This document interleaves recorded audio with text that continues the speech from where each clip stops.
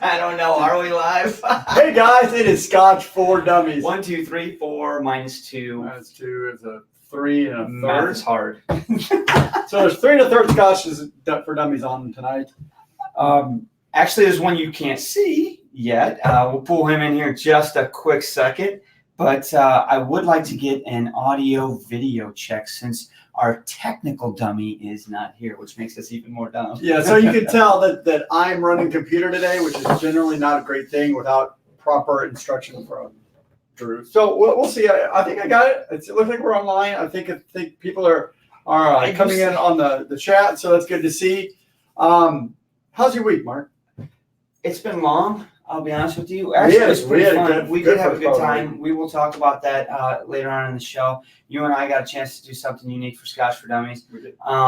It's just been a long week, and like tonight's even feeling heavy because we're light, right? So we're missing 2, and when you're used to relying on 3 other voices and personalities, and now it just feels heavy now. I'm tired. It's been a long week, but we do have another dummy in virtual land, so we can at least pull him in. Look who's here! Hey everybody, how you doing? We're doing. How's your week going? Man, it's long. You saw the picture of the Jeep on fire last night, right? Yeah, I don't know what Hey, that look for you. How you doing? Was that you, Keith? Hey, Sean, virtual, how you doing? Happy Thursday, brothers. Brothers. And to everybody out there, let me see. I'm going to read the comments and make sure that I did get a good, solid audio check, video check. Everything looks and sounds fine. Thank you. So, with that being said, happy Thursday. Look at all the people online already. That's amazing. What are you warming up with? Who, me? I'm actually drinking the Speyburn 15 right now. I've got a Glenmoe 14 Quinta Rubin still. I'm working on that, and you're going on a Speyburn? I know Sean's on 3 or 4. I think he's on a log 16. I just had a sip of the log because it just kind of sounded good for something smoky, but I moved on to I just had a little bit of the 63.53, which is right below your feet, Mark, if you want to look and see what that's all about. The Nutty Professor's Dram. Yeah. We are talking a little bit about cat strengths because we did release something about that. How is it? It's really good. You should have a glass. I think we tried that this weekend. We might have tried that on Monday. So let's see what's online real quick and welcome everyone to the show. We actually were first. For once. That never happened. We didn't send the link out early, right? And that made it easier for us. Because Drew didn't do it right. So it's not cheating. We still were first. I see KB. Matt McCain was really the first. Yeah, Matt McCain was the second. Yeah. Everwin, Christopher David, Mr. Waite out in California. How you doing, Eric? Bob H. Hi, Bobby. Jimmy T. Charles. Tim Dietrich. Yes, glad to make it. Glad you are able to make it. Logness, Travis, Greg Bowers, D. Bishi. Hello, ma'am. Stephen, there's a long comment there. I missed it because Jimmy T wants to say something about a Nutty Professor. It wants me to actually not show that. Why would? We're showing that. Nutty is not a nice term or something. Right, I don't know why. So hang on a second. Got my 2 nice scotches for the end of the year today. Glendrow 21 and Glenmore 25. Ooh. Nice. All right. So I see there's a good little portion of folks in, and that's a good thing. We've got a few different things to talk about tonight, right? Yep. So we're going to try and stick to our typical agenda. We're going to talk about this week's review, which was Port Askaig. Port Askaig. Interesting topic. Proof. It's a little bit different because it's kind of mysterious. Yeah. We obviously have a hot topic to talk about, Scotch in the news. Mm-hmm. We'll see what's going on with that and get your guys' interpretations. We're going to continue our region series, and tonight we told them last week that we were going to talk about Campbeltown, which is probably, well, by numbers of distilleries, it's the smallest region right now. So that'll be an interesting conversation. To back it up about the Port Askaig, we also have something for those of you that watched the end of the video this week. All over the end. So we, if you dig the wheelhouse, I dig the wheelhouse. Dig the wheelhouse. Then it looks like only about 17 people dug 17 people dug the wheelhouse. So talk about that. Talk a little bit about what you and I did on Monday. Talk about the Secret Santa Scotch swap review that we've got to get through. I'm pretty sure all samples they've all been sent.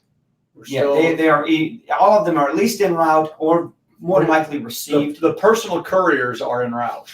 The pigeons. Pigeons are en route. Dang right.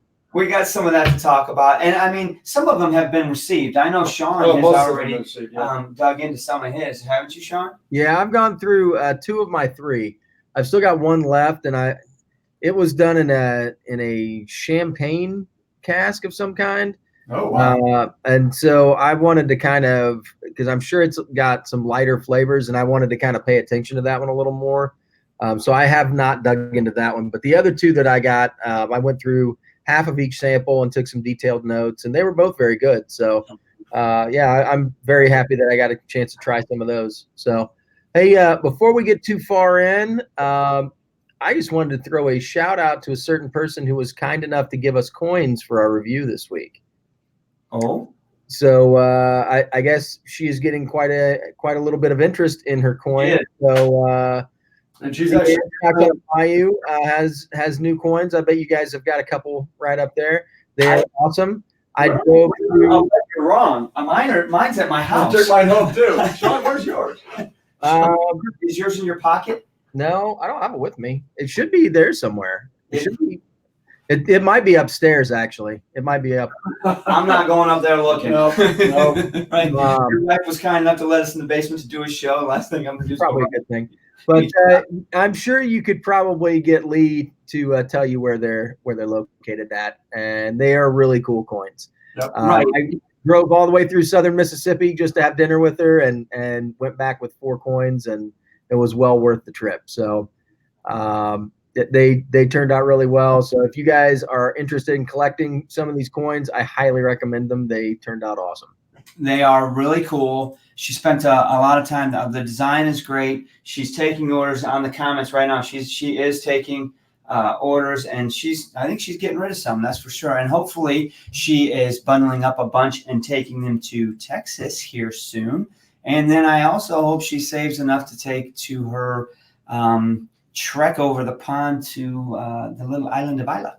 So you can fill us in there, Lee, on the comments. And for all the rest of those that are going to Texas next week, I'm pretty sure Eric is going. There's a whole slew of tubers that are going to be down there. Roy's coming over from the pond. Vin, yeah, there's a ton of people. Unfortunately, we weren't able to make that happen this year. Bad weekend. It didn't work. And we'll talk about what we've got going on with Scotch for Dummies in the next 2 to 4 weeks anyway. Hopefully explain some of that anyway. So let's take a look and make sure it's a whiskey dungeon. That's right, Eric. Let's make sure we're not missing out on any comments that we need to answer questions or anything right now real quick. Because I want to dive into this Port Askaig. Sean, I don't know if you had a chance this week, you being on the road. Actually, I do know you did answer some comments. Yeah, I went through quite a few the other day. So a lot of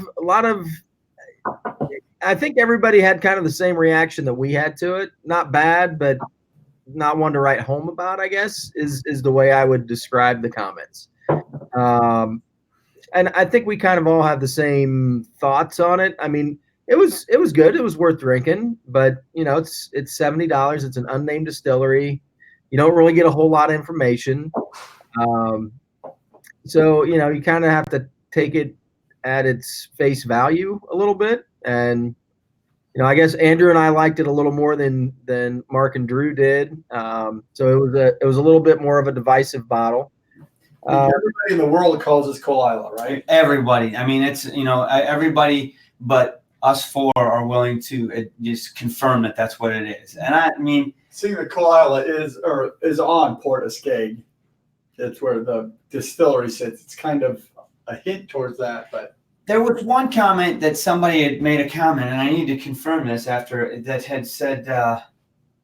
So the comment, I need to go back in and actually respond to the comment. They said that they were under the impression that it's about a 50-50 Cole Isla Lagavulin mix, and that can't be because it says single malt Scotch. I have a bottle in front of me to respond, but that's not correct. But I don't know, and that's a good question, everyone. How does it compare to Cole Isla? If I had some Cole back here, I would pour it just to do that. Drew might actually have a bottle of Caol Ila, but I don't know if it's the 12, and that's probably what I would compare. It's got to be the youngest Caol Ila. Right. So anyway, I mean, obviously natural color. I love the nose on this. It is smoky, peaty, and sweet. It just really is. I thought it was a good, easy brand. There wasn't anything necessarily wrong with it. But it didn't really blow me away either. And the price was a little bit much for kind of what you get. You know what I mean? I'm getting like Slim Jims on it now. Kind of this meaty smoked meat kind of smell. Snap into a Slim Jim? Snap up to a Slim Jim. Not right now, brother. I couldn't help it, man. That's a great story. I couldn't finish it. So that seems like a Discord after party story. Yeah, I can tell that story later. I'm pretty sure I said this in the comment. I smell bacon bits. I said that this weekend. Yes. Bacon. Not like real bacon, but the fake ones that you buy in the jar. What are they called? Yeah, they're Bacos. They're not bacon bits. They're not real bacon. They're Bacos. BACO. Bacon strips. Bacon strips. That's a whole different story. I don't know. So I get. The nose is meaty. That's that smoked meat smell, and the palate is more peaty and smoky than I remember, but still good. What was the final number that we gave it? Average on 4. Something. I gave it a 3. Something. No. Did you? Look it up. Hold on. Give me a second to go get under drives. Now I'll have to go to the YouTube. You can tell I'm not good at this. Yeah. I'm gonna go to videos. It's got a long finish. It does have a long finish. It's got some spice on it. I don't think water was overly kind to it. 2.375. I think I gave it a 3. You guys gave it a 2. And Sean gave it a 2.5. Yeah. All right. I mean, I thought it was above average. It's decent, but I don't know. I mean, there are other scotches available that I think I would probably buy before that one. I wish they would give you a little more information to go off of for that particular bottle. Like, I'm all for, you don't have to give me everything. If it's an NAS, it's an NAS, and it is what it is. But, give me a little bit of something, Just don't just tell me, hey, it comes from an island. Wink and a nod, and, go figure it out for yourself, buddy. There may be all sorts of contractual reasons they don't give more information, but. Well, you'd think they'd at least be able to tell you, like, what barrel they put it in, or roughly how old it is, or maturation. Yeah, you're right about that. Just a little something. Like, you don't have to tell me what distillery it's from. I get that you probably can't, or you don't want to. Yeah. But I think you could have given me a little bit of something without giving the whole thing away. Yeah. So to me, when I think about it from that perspective, these little bottles are probably the way to go, because when I think about the price point on a bottle of this and that the massive unknown that you want me to spend for that, right? I can spend less than that and know darn well what I'm getting with an Ardbeg 10. I know what I'm getting with a Laphroaig 10. You know what I mean? Heck, yep. in a lot of markets, in our market right now, Laphroaig 16 is still on sale over at Big Red for cheaper than this. What? And $69.99. Wow. Hey man, I'm telling you. I wish I needed to know. If you're gonna give me $70 to spend on one of these or a Log 16, I'll put another Log 16 stashed. I cannot believe that liquid is still going for that price. I mean, if you have to choose between the two and you don't pick Log 16, Bud will stab you. Well, that's true. Yeah. And take the Log 16. For real. Exactly. $70 in your face. Please. So, I mean, there were some mixed comments on there, and I actually would direct everybody on the show to go read through some of the comments to see what everybody was saying about it. It's actually pretty. It's a pretty good sentiment that everybody's saying the same thing. I did find it a little bit interesting that people were kind of beating us up the fact that when we're divided, when we're a little bit divisive or divided on it, or when people really poke spot. Man, you guys just couldn't get together on this one, and those are the ones I love. Yeah, I know. That's like the point. That's why we're here, right? I find it amusing that those are our favorite. Like when we turn off the camera after we do one of those reviews, we're like, man, that was awesome. Yeah, I hated it and I loved it. And then, in the comments, they beat us up. And they're like, wow, you guys were all over the board. You couldn't come together. And I'm like, well, that should tell you something about that Scotch. Yeah. The whole point is the average is what it's all about. I mean, to me, like normally when we're all over the board and then we get to an average and I'm like, yeah, you know what? If you would have asked me what the average would have come out at, I probably would have guessed that number. Like that seems very reasonable. Yeah. I think it probably comes out to be about where it needs to be. So what would come out at, Andrew? 2.3 something? 2.3 something, yeah. Yeah, So that sounds all right. The comment of the night when it comes to this is, dear Port Askaig, you can't play hard to get if you're hard to want. Ouch. That's from Matt McKay. That's Matt, great. have you ever said that to a lady? I mean, where do you come up with a quote like that? That's perfect. Port Askaig, the not as attractive sister. Oh, yeah. No, I mean, I'm glad we reviewed it, and I'm not saying that I don't want, because they do have another bottling in their range, right? It's not just the 110 proof, or is it? These are batches. That's what it is. Yeah. Yeah. So Bud said it's like Dr. Scotch. One day Bud's going to meet Dr. Scotch and have to take all that back. Yes. Once he I don't even know if that guy's here tonight. Yeah, he is. Yeah, he's coming. have to check in the basement. Oh, Dr. Scotch? Yeah, I don't think that's around. I don't know. Let's see. I think he's on fall break too, but he's celebrating. He's next door petting the dog. So Yeah. when it comes to the Port Askaig, one of the things that we said, if you guys watched to the end of the video, we had made a comment that we were going to give a sample of this away. And actually, I'm glad you didn't open this. That's why I set it I aside. thought you set it aside because you poured out of that one. I was like, why did we do that? I set it Okay, aside so just in case. we have, I took everyone's name that responded in the comments accordingly to our instructions at the end of the video. And we're going to use Siri to pick a random number between the 1 and 17 or 18. You have to pull the I don't even spreadsheet. know how to get Siri to work on this phone. Really? What's that? Oh, no, that's not it. How do you get Siri to work on an iPhone? It's like an XR. I just got this phone from work. Just go to Google and say random number. Wait, somebody call Drew.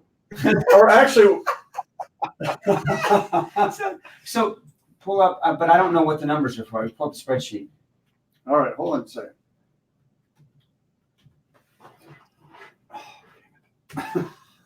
All right, so we're going to go to this. Now, what we have here is, let me go back to this and put this up here. So these are the names that are currently on the list. There are 17 people. All I'm right. going to randomly generate a number between 1 and 17. I'm not looking at the screen, and unfortunately, you're going to have to trust me on this. The number it generates is number 6. So go over So there. we'll go back to this StreamYard. Number 6 is Thundal. So If you pull up the actual spreadsheet, you can read it a little bit better. It's right there. So There you go. There you go. Thundal will get the opportunity to. I don't know if that individual is on. He's right not now. typically online, so we're gonna have to email or somehow message him or her that there's a bottle of this that is ready by personal courier to go to their place because Mhm. that would be illegal to ship that. Carrier pigeon. Carrier So- pigeon. Let's write this down. Yep. We'll give it. We'll reach out to that individual, and if we don't hear back within a week, pull the second number real quick. Okay, we'll pull a second number generator. That would be number 15, and that The backup is to the backup Sunday Evening Scotch. is Mr. Michael Porter. So, Michael Porter, if you can get Thundal to not respond within a week, this is yours. And So you we're can actually going- come down and pick this one up I was yourself, going to say, Michael Porter can't have that unless he comes to the bar. which I'm fine with because he hit me on Discord today and wanted to know if I'd tried any sherry finished bourbons. He's still trying to convert me to what he calls the dark side, which I'm already wearing the dark label. So I told him I would try them. But anyway, we've been working on trying to get him down here to the bar, along with Greg Bauer, some of our local subscribers, to come on over. So anyway, wrap up Port Very Askaig. And And KB's local. KB is local. KB is coming out for something else. No way. He is. Yes, he He's is. actually coming to the bar? Yeah, he will. If he's coming to Lebanon, Indiana, he's coming to this bar. Oh, yeah. That's for sure. So anyway, let's. The Port Askaig, I'm ready to put it to bed. Yep, we've done a great time with Put it. that one away, and we've got. I'll finish this if you guys want to move somewhere else. That's your wheelhouse. Boom. I'm gonna have some Lagavulin. It's not Port Askaig, but it's smoky. That's It is. arguably a better bottle of whiskey, but you know. So we've got a couple of other things to move on to. You know, we've got Scotch in the news, which everybody wants to talk about. Actually, there was a couple people that put comments on videos. That's what they want to talk about, right? I mean, the comment had nothing to do with that review. It had to do with tariffs. Yeah. All right. Done. Give it 5 minutes because that's really all it deserves at this point. I agree with you. So let's. So we'll give it's tariffs, 10-20. Scotch in the news 5 minutes. So number one, they don't take place and they're not going to affect the prices immediately unless you have a unscrupulous whiskey dealer. Because we were talking to a distributor today or this week, that they knew that this was coming. They stocked up ahead of time.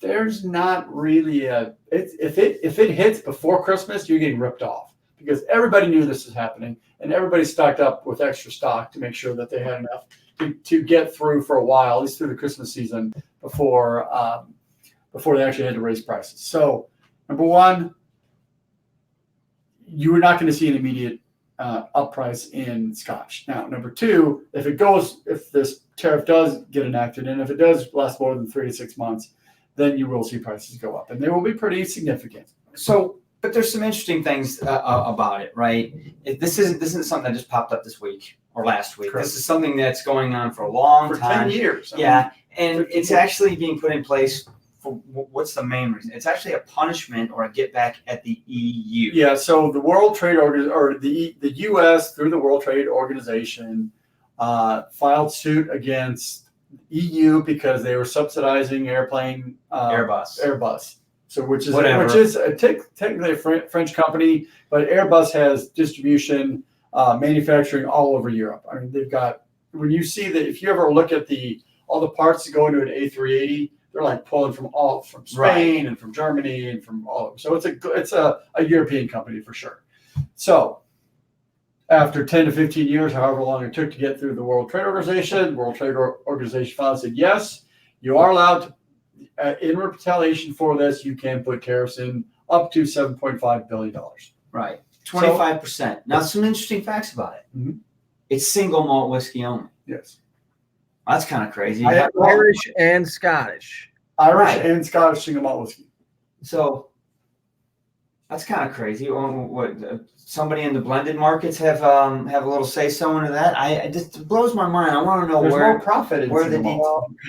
So normally, a lot of times when you put tariffs in place, it is either retaliatory tariffs targeted at an industry that is, doing something wrong. So, maybe you put a tariff on somebody that's doing some unfair business practices, or you put the tariff on an industry that is likely to bring a lot of pressure on lawmakers to change.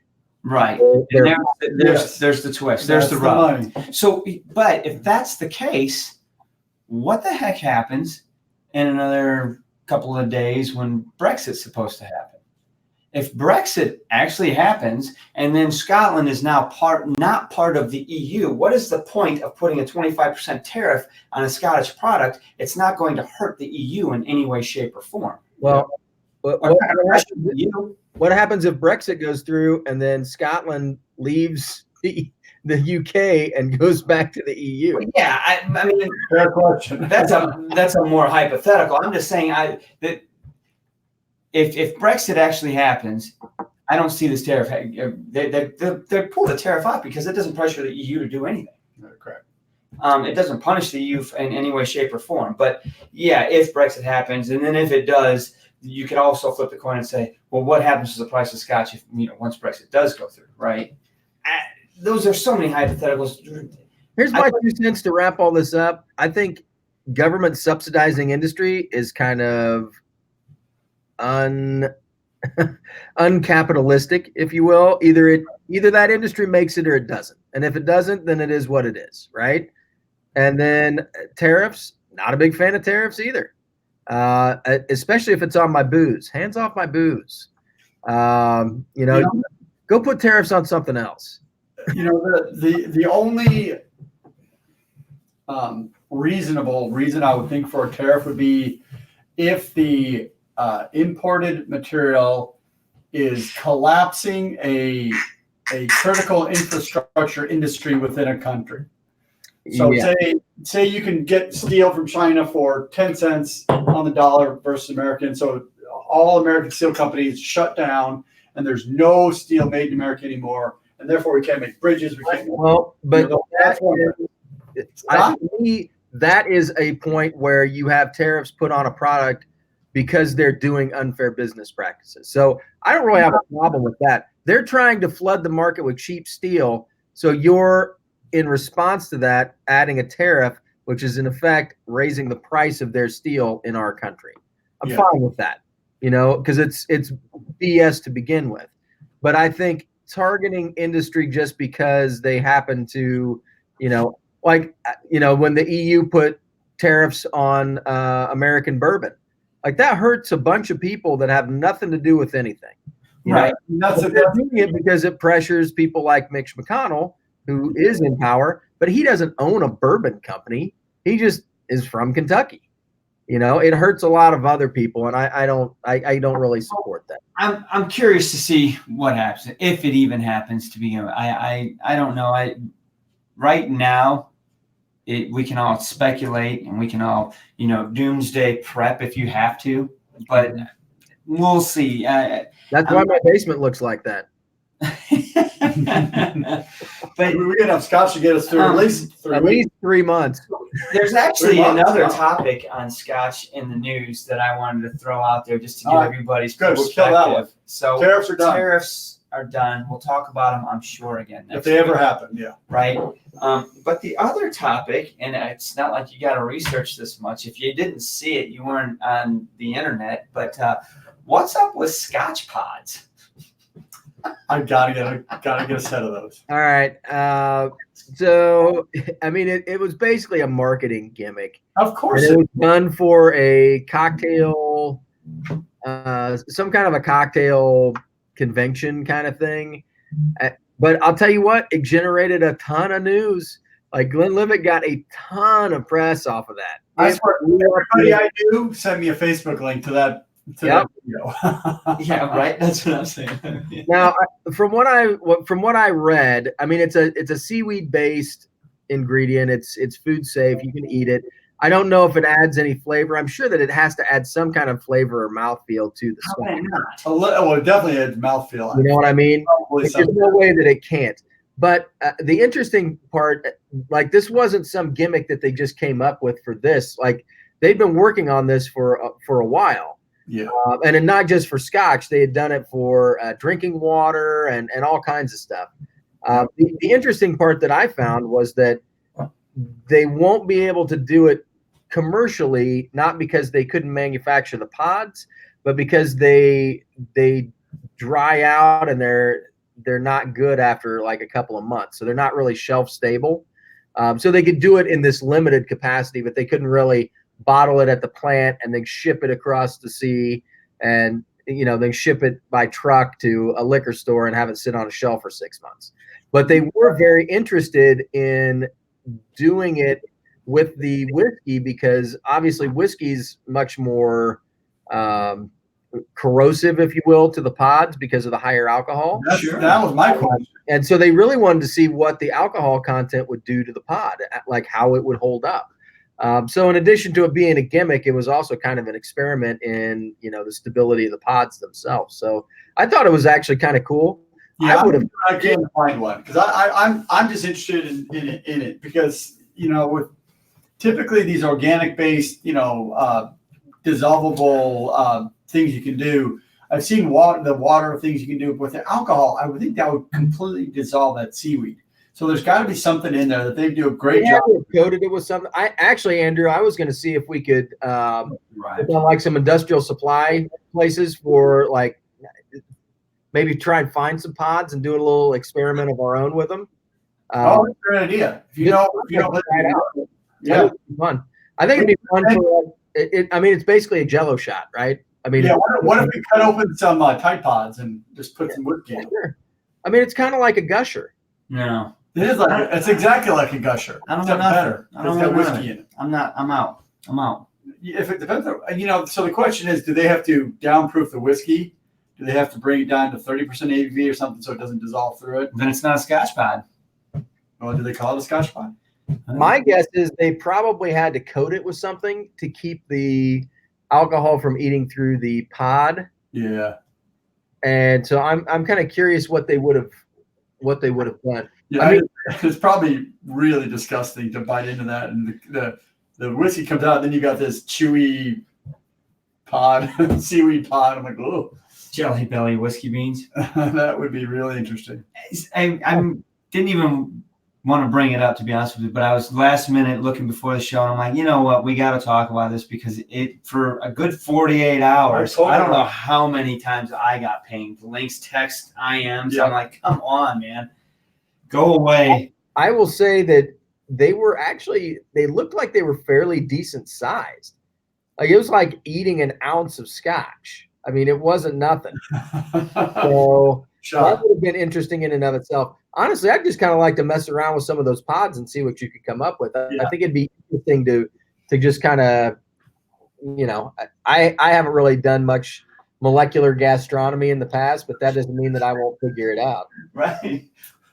Yeah. So Graham Young has some information on him. So his kids tried some in Glasgow and said they were kind of rubbery and tasteless and a big blast. I mean, just like a burst gum blast the scotch as you bust through the. It's a gusher.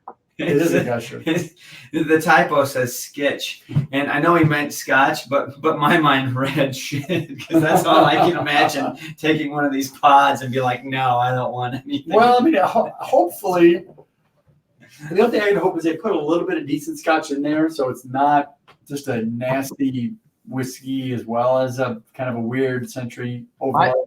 I mean, it looked like they had a couple of different kinds. So, I mean, they may have been putting in some. Now, I don't know if they may have done, because it was a cocktail convention, they may have been some kind of a cocktail. So maybe it's like a Rob Roy or. Yeah, that's what I was wondering. So one of my colleagues asked, what if those wax bottle candies filled with scotch? Now, see, I remember those candies, on Halloween, would it have like Kool-Aid or something in it? Yeah. I don't know what it was. But, yeah, I mean, I guess I could try that. I don't know. And I guess maybe the timing after the whole Tide Pods thing is probably rubbing me a little wrong too, right? Like, I don't know. If Bud comes back, my wife describes me the same way. Rubbery, tasteless, and a big blast of scotch. Yeah, I can see what Bud. Fair enough. We'll give you that. Yep. All right, man. Maybe I will try. So 3:30. So 3:33 or 10:33. Well, we've got to talk about this week's region conversation, which it's interesting, and I'm definitely hoping that some of you out there in virtual land bring some of your vast knowledge, because that's what this whole conversation is supposed to be about. I mean, it's not about just us providing information. It's about the conversation, and hopefully some of you have been over there. We actually had an opportunity to meet somebody this week that spends a lot of time over there. Yes, that was really interesting. So before we get into it, the conversation on that, we can talk about what we did. Earlier this week on Monday, this guy and I drove up to Chicago. We had a lunch date with Ben Dietrich. We went out to a Chicago deli and went to Mayonnaise for lunch. Matzo soup. It was good. Matzo ball soup and pastrami on rye. And headed over to his office, and he put us through a series of blind samples from his wall of scotch. It was fun. It was. Did you guys win? What was that? Did you win? Was there a prize involved? Yeah, I'd say the prize was I probably had too many. Because are you official scotch drinkers now? Yeah, I am. Anyway, one of his very interesting. An SMWS member that is close to his office, two blocks away or whatever, walked over to drop off a sample he wanted to share with Ben. And this guy, he spends a lot of time. He says he goes to Campbeltown 3-4 times a year. Yeah, I'm not sure it's for work or so for fun. it's definitely a special place to him. So, and he definitely is into the Campbeltown Scotches, whether it's the Springbank, the Scotias, or whatnot. But that kind of was perfect because that's the region that we're talking about this week. So to back up and give the 30-second backup of what the whole conversation is about, when it comes to Scotch regions, or as the French say, terroir, am I saying this right? Sure. Does it mean anything? Do regions mean anything anymore? In my mind, they do, but maybe they don't in yours. At one point in time, there was definitely a style per region. That's how the regions came about. Or that's what they morphed into. Actually, they started with the Highland and the Lowland was a tax thing. But anyway, we're going to go around all the regions over the course of the next several weeks. And last week we talked about the Highlands, which was actually kind of difficult, being the largest It's region. so big. And so many. A variety. Yeah. At least now we're into, well, I guess you could say the smallest. Is it the smallest? It is. Yeah. It is one of the smallest. There's 3 distilleries on Campbeltown? Yeah, if you took the landmass of the peninsula against Isla, it might be close. But anyway, so we're talking about. The key is the number of distilleries. Right. So the rule was that to maintain a distinct region, you have to have at least 3 distilleries. Right. So and that was by the SWA. They were, so the funny thing is when they made the rule, they made the number 3 because at the time there was 3 in the lowlands.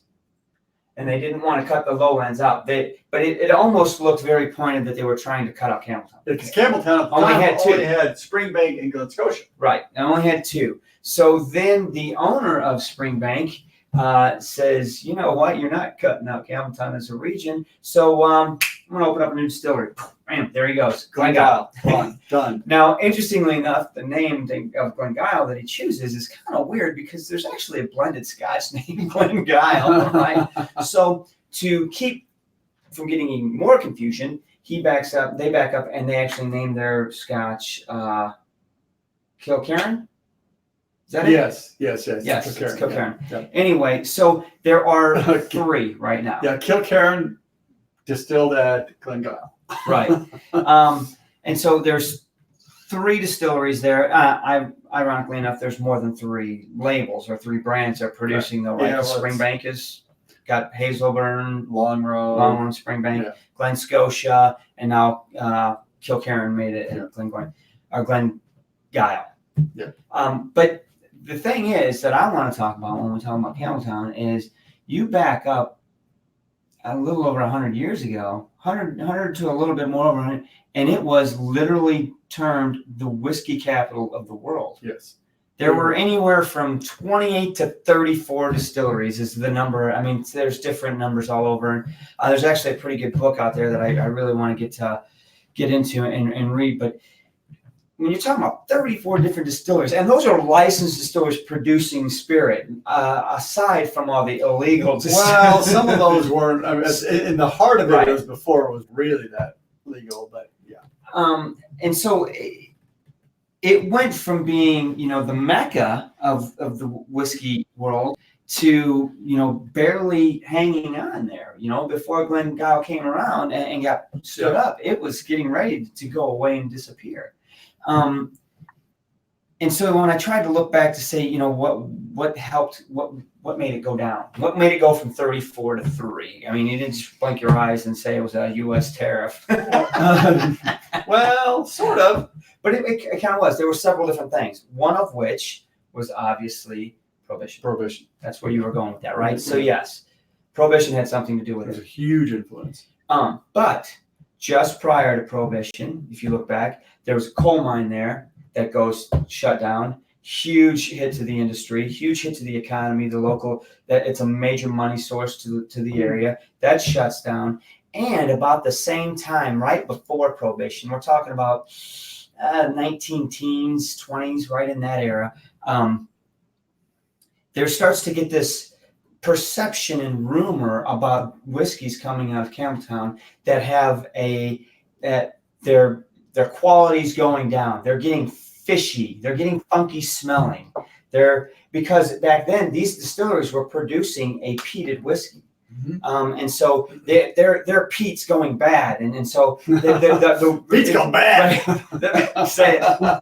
Can peat go bad? And so I mean, no, it can't. that had something to do with it. And when I read that, it kind of made me stand back and say, man, there's my Springtown funk. Yeah. You know, I kind of like that. Yeah, that is. That's where it comes from. So there's more than one thing that attributes to the number of distilleries going down. But let me ask you, do you think Campbeltown has a unique profile? Yes. Okay, so do you remember Kilkerran? Yes, vaguely. I mean, it's been a while since we tried those, but to me, there is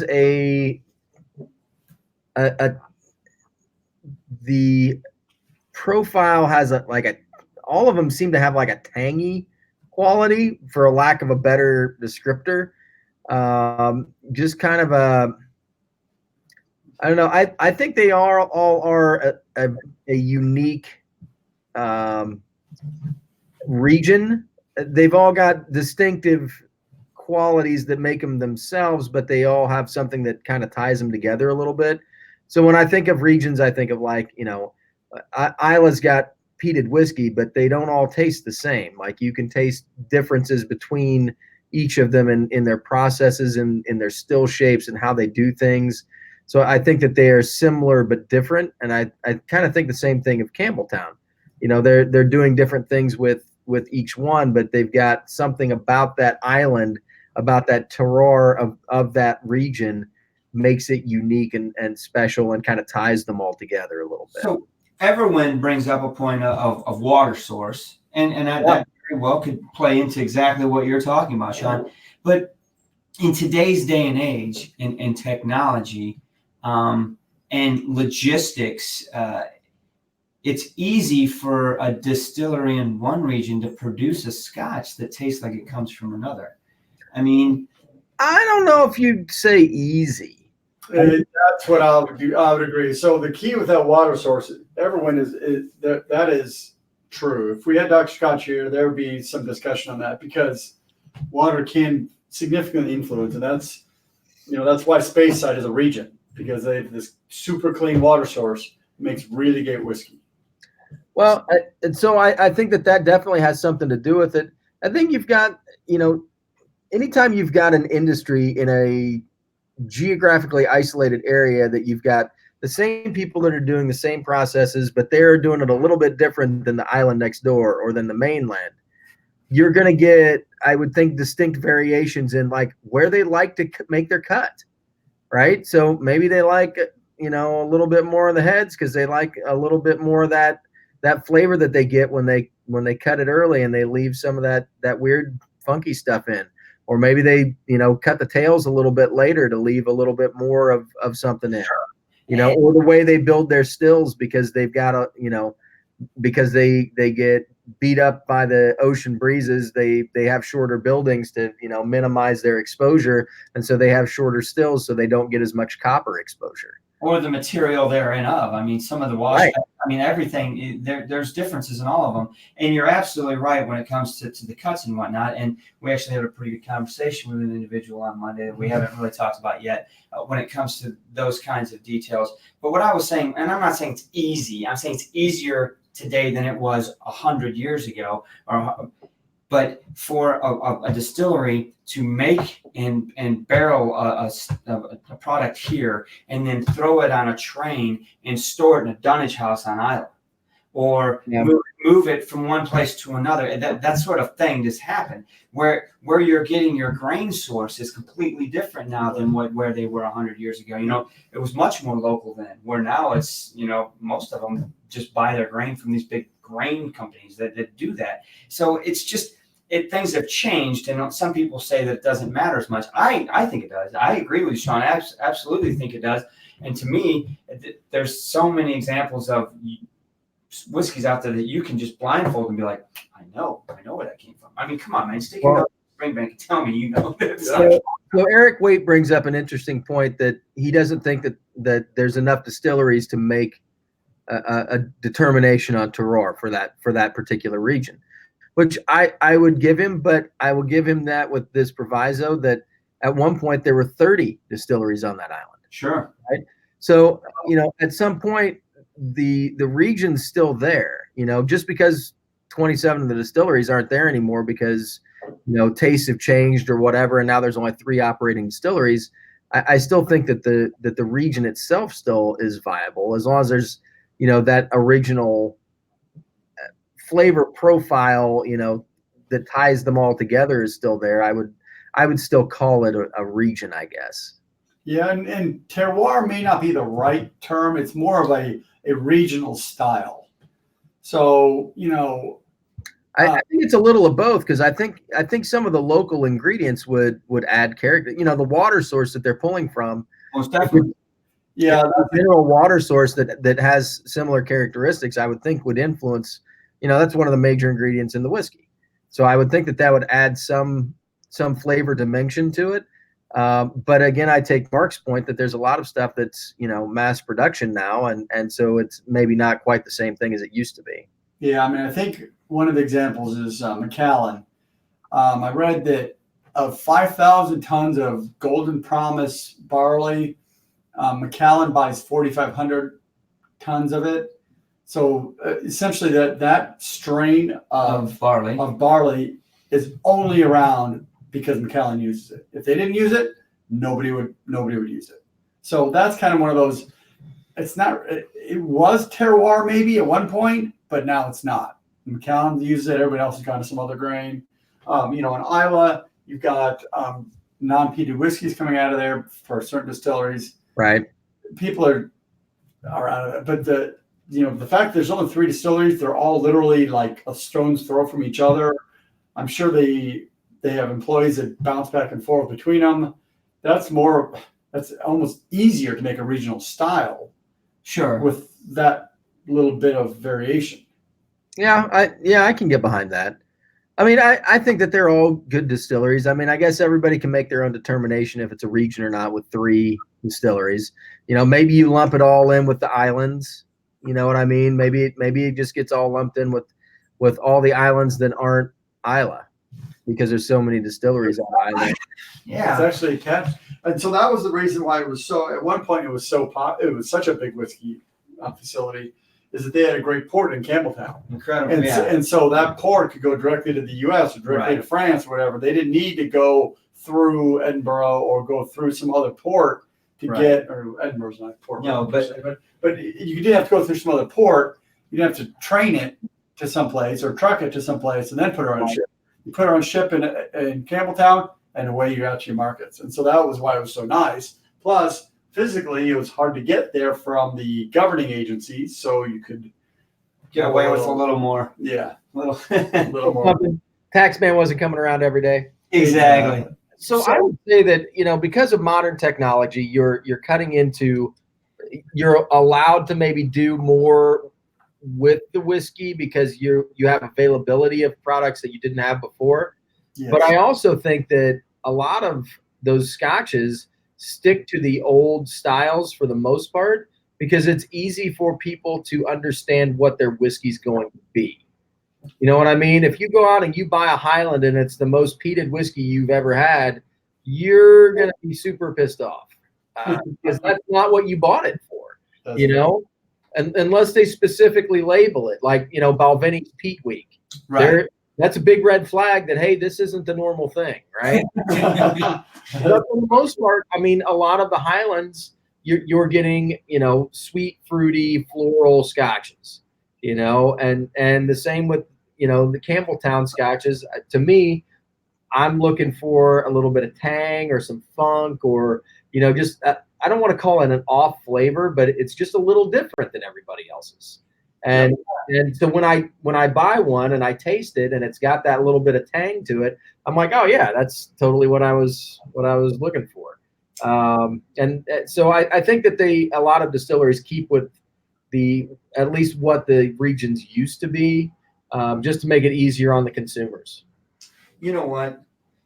You're due for one. Hey, I'm sorry, but since we're talking about it, we need to open this. Since we're talking about Campbeltown, just broke the glass. That's interesting. Since we're talking about it, why did you do that? Oh, so shake the water out. That's gonna suck. You know how many glasses Andrews broke behind my bar? Hey, Sean, can you clean that up when you get home? Oh, I'll clean it up, buddy. That's crazy. No one's allowed behind the bar right now. Yeah, don't Anyway, so Drew was in Chicago all week as well for work, and he stopped by Benny's and he picked up a couple of bottles for us. Scotch for Dummies picked up a couple of bottles, Sean. So this was one of them, and I'm thinking, we're sitting here talking about Campbeltown, and we might as well talking about terroir, a little Springbank 9 local barley, right? Springbank 9 local barley, Campbeltown single malt, 57.7. It's even in that 110 proof range. Tell me what that's about. Let me grab a Why don't I have any of that? Well, because it wasn't here when you left, so you shall, you will. All I'm hearing is excuses, man. You can have it. I can't help you, bro. And this will be a good wrap up for the conversation on regions, right? For this week, anyway. And wrapping it up, we'll talk. What do you guys want to talk about the next region? Obviously, we've got the lowlands, we've got Speyside, we've got the islands. I like the islands, right? Oh, I'm forgetting Isla. Someone gonna smack me upside the head and be like, "Hey!" I mean, if something tells me we're gonna wait. That'll be what we wrap it up with. But I'll throw it out there for anybody else that wants to talk. What region do we go to next? So I did this because Greg Lewis said all this Campbeltown talk forced him to break out Springbank 10. So that's a great idea. I'm like, yeah, we can join that. And there it is, right? See, it's not as funky though. Because it's their local barley one. The local barley one doesn't have nearly as pungent of a funk as like that 12 cast strength does. So I wonder if so I would need to look this up. So we will get a review on this eventually. I'm curious about how much peatin they put into this. What's growing on the peninsula? Campbeltown says the barley is malted in our own malting floors, used traditional production, turned into spirit, matured in whiskey, bottled on site. 100% Campbeltown single malt. Wine light said, "Opa, don't shake any more glass." God, don't encourage him. He's not dropping coins. He's breaking glasses behind the bar. Well, he's the one that's got no shoes on. He's the one that's going to suffer. We're going to have to put. Oh my God! It hit the back bar. And there's like this big pile of glass sitting amongst the bottles. It's all right there. So it's a minimum. I don't know what to say. Did you say there's a big pile of glass? Yes, but it's only the glass from the glass. We didn't break a bottle. That's the key. Whatever. So Campbeltown in a wrap. One thing that we didn't say about Campbeltown is what it looks like on a map. I'll just leave that there. You take that peninsula with the island of Arran, and I don't know, that's what we refer to it as. But all right. Anyway, we'll let Campbeltown go. So I did see a couple of votes, if you will, for the next region here. I saw Lowlands, actually. Somebody wanted to talk. Apparently Andrew's going to be like the dude from Home Alone stepping on Christmas ornaments here in a second. That's reasonably accurate, probably. All right. Well, don't let Molly go back there to get a pretzel and she gets a paw full of glass instead. We'll clean up as much as we can before we leave. I'm working on it, Wine Light. Oh, you guys are killing me. Killing me, Smalls. It wasn't one of your good glasses, though. Oh God! So we're gonna do that. We're gonna jump over. That's pretty cool, though. We're gonna jump over from Campbeltown and just go right over to the mainland there and talk about the lowlands. And get into lowlands, which interestingly has seen an uptick in distilleries since back when the SWA was getting ready to say it had to have at least 3. I think the lowlands has 8 now. Don't quote me on that. I need to do the research on it, but. One of the things that I haven't been paying quite as much attention when we talk about the regions is the grain whiskey distilleries. But because we just never really get into those. And one of these days, we're going to make a shift and we're going to have to really spend some serious time on the grains. The grains are one of the highest volume whiskeys in the entire region. Yeah. Right. So, so anyway, everybody's want to talk about low. So we'll go. How low can you go? But this is really good. There are 7 current lowland distilleries. 7. Yep. And then there's a couple that are in the process of making a comeback, if you know what I mean. Yeah. One of my favorites is the Rosebank. I was just going to say it's Rosebank. Yeah. And that is, when's that slated? I want to say they might be open for distilling maybe end of next year. Don't quote me on that, but I mean, I think that they've done all their demolition and they're starting to reconstruct and get things going. So, I mean, they're still like 4 years away at least from having product available, unless you want to just drink it right out of the spirit safe, which I totally do.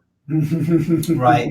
Well, so let's wrap up the regions discussion. We want to talk a little bit about our discussion that we had with a particular individual on Monday before we wrap things up. And I wanted to go over the Scotch swap review. And you know it's getting close to time when that dog walks down the stairs. She come down?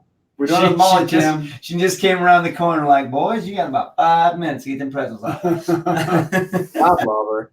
Don't come back here, Mom. So anyway, we'll talk to you guys next week about lowlands. To finish this up, so Monday after our date with Ben and we go into some blind tastings with him and SWS had a really good time, we went back to a hotel, we packed up all the gear and we jumped in an Uber and went over to Delilah's, which is probably one of the coolest bars in Chicago, to be honest with you. It's way more than just a bar. It really is Chicago personality to me. I mean, it's music, it's film, it's art, and it's booze. And then they've got 900 different whiskeys on right. the So really cool. We spent an hour interviewing Malcolm Waring from Old Pulteney, who was finishing up a 17-day tour with Steph Ridgway. He's the distiller manager for Pulteney. For Pulteney, they ran around the country and did a big brand awareness on Old Pulteney and the new range that they're doing. And we got to sit down and talk to him for an hour, and he is a heck of a character with an awesome whiskey story. I mean, the guy has been in it his whole life, did a little stint away from Old Pulteney, but came back to it. And when you think about it, he's been there long enough to have put down the spirit about every Old Pulteney I've ever had. He's worked there over 30 years, so they got the Old Pulteney 25. That's their big flagship now. That, he was working there 5 years before they put that in the barrel. Yeah, he put it down. So it was a really he was a stillman at the time. So really cool time hanging out with him, and definitely have him on stage for putting us to work next year when we go to Scotland. Yep. I'm expecting to be hung up on the wall in the Dunnage house. Probably. I mean, it's going to happen. I had a really good time with the hair down.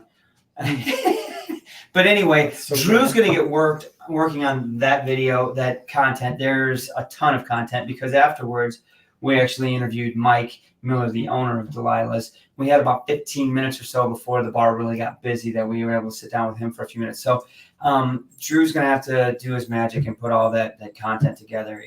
I'm glad I'm not doing it. So Delilah's was World Whiskey Bar of the Year 2019. Icon Whiskeys. Mike was inducted into the Hall of Fame for Whiskey Magazine in 2018. It was early 2019. So that's like these guys know what they're doing. Oh, he's sharp. Oh man, so that's the beauty of talking to him is he knows whiskey, and it's not like a pompous thing. It's just he just understands it all. His mind is wrapped around all this whiskey. And if you're bringing a whiskey to his bar, I need to know why would I put your whiskey on my bar versus this? It's the same style, it's the same age. Why would I take that one off? And so that kind of analysis of every whiskey that's on that bar is just amazing. And that's where he is in his bar. You don't add a new one without taking one off. So if you want to introduce a new whiskey, there's no room. Yeah, you got to tell him it's good enough to take a different one off. And he's got a really interesting backstory too, and where he comes from. But one of the coolest things I found about Delilah's is it's never closed since he opened it. It's been open for over 9,000 consecutive days. They've never had a day where they've closed down since he opened it. I mean, that just New Year's, Christmas Day, blows my mind. Thanksgiving, It's hard it's for open. me to fathom that really didn't take one Christmas off and 9,000 days. But That is stunning. really, really cool place. So it was an awesome interview. Hopefully Drew can clean it up and sober me up a little bit in it. And we'll get that out. Miracle worker, bro. Huh? He's not a miracle worker. Come on, man. I can hope. I can dream. Maybe Drew can do the overdub of the questions. So, and then we'll work it out. Anyway, looking forward to getting that out there, and a huge thanks to Steph for giving us the opportunity, and Malcolm, and getting a chance to meet him, and I can't wait to meet him in his home turf in Wick, Yep. And see him in his natural stomping grounds. But aside from that, I wanted to make sure that all of you that are involved in the Scotch swap, we were planning on having the big review conference call, Google Hangout, whatever we're going to do here in the next week or so. It's not going to happen because fall break for our schools. So Yep. Sean and his family, they're going to be heading out on a big boat, take a cruise. Drew and his family are going to be heading down south for vacation. We just can't pull this off while we've been low staffed now for 3 weeks, Sean. It's about time everybody gets home. You're getting home, man. We need you here. This is my 4th week out. So Right. So I'll be in town next week. So that'll be nice. we're going to push the Scotch discussion back until our fall break is over with our kids in school. So we'll have it back, and then that gives everybody a little bit more time to spend some time with their samples, Yep. finish them up. I want to make sure that everybody that's got samples knows about the Word document that's on the Google Drive. It's public.